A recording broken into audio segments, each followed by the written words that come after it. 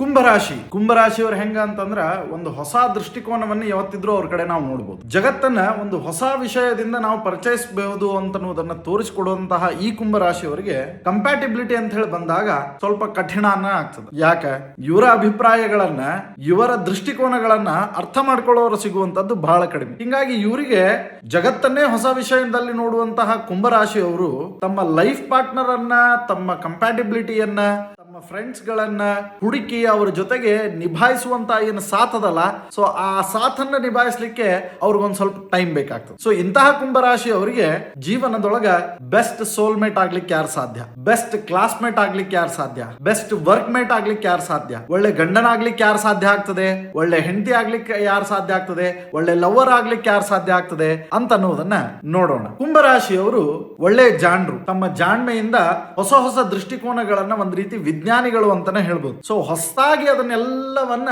ಲೋಕಕ್ಕೆ ಪರಿಚಯಿಸುವಂತಹ ಸ್ವಭಾವ ಅವ್ರದ್ದು. ಸೊ ಹೀಗೆ ಒಂದು ಹೊಸ ಆಯಾಮ, ಹೊಸ ದೃಷ್ಟಿಕೋನವನ್ನ ಹೊಂದಿದಂತಹ ಈ ಕುಂಭರಾಶಿಯವರ ಜೊತೆಗೆ ಹೊಂದಾಣಿಕೆ ಆಗಬಲ್ಲಂತಹ ರಾಶಿ ಯಾವುದು ಅಂತಂತಂದ್ರೆ ಮಿಥುನ ರಾಶಿ. ಸೊ ಮಿಥುನ ರಾಶಿಯವರು ಕುಂಭರಾಶಿಯವರ ಜೊತೆಗೆ ಬಹಳ ಒಳ್ಳೆಯ ಹೊಂದಾಣಿಕೆಯನ್ನ ಆಗ್ತದೆ. ನೆಕ್ಸ್ಟ್ ಹಂಗಿದ್ರೆ ಕುಂಭರಾಶಿಯವರ ಜೊತೆಗೆ ಮತ್ಯಾವ ರಾಶಿಯವ್ರ ಅನುಕೂಲ ಆಗ್ತದ ಅಂತಂದ್ರ ಕುಂಭರಾಶಿಯವರೇ ಕುಂಭರಾಶಿಯವರಿಗೆ ಸರಿ ಹೊಂತಾರೆ. ಸೊ ಹೀಗೆ ಕುಂಭರಾಶಿಯವರ ಜೊತೆಗೆ ಒಂದು ಒಳ್ಳೆ ಬಾಂಧವ್ಯವನ್ನು ಹೊಂದಲಿಕ್ಕೆ ಸಾಧ್ಯ ಆಗ್ತದೆ. ಇನ್ನು ಕುಂಭರಾಶಿಯವರಿಗೆ ಹೊಂದಾಣಿಕೆ ಆಗಬಲ್ಲಂತ ಇನ್ನೊಂದು ರಾಶಿ ಅಂತಂತಂದ್ರೆ ಅದು ಸಿಂಹ ರಾಶಿ. ಸೊ ಸಿಂಹ ರಾಶಿಯವರು ಕುಂಭರಾಶಿಯವರ ಜೊತೆಗೆ ಒಳ್ಳೆಯ ಹೊಂದಾಣಿಕೆ ಆಗ್ಲಿಕ್ಕೆ ಸಾಧ್ಯ ಆಗ್ತದೆ. ಕಟ್ಟ ಕಡೆಯ ರಾಶಿ ಯಾವುದು ಅಂತಂದ್ರೆ ತುಲಾ ರಾಶಿ.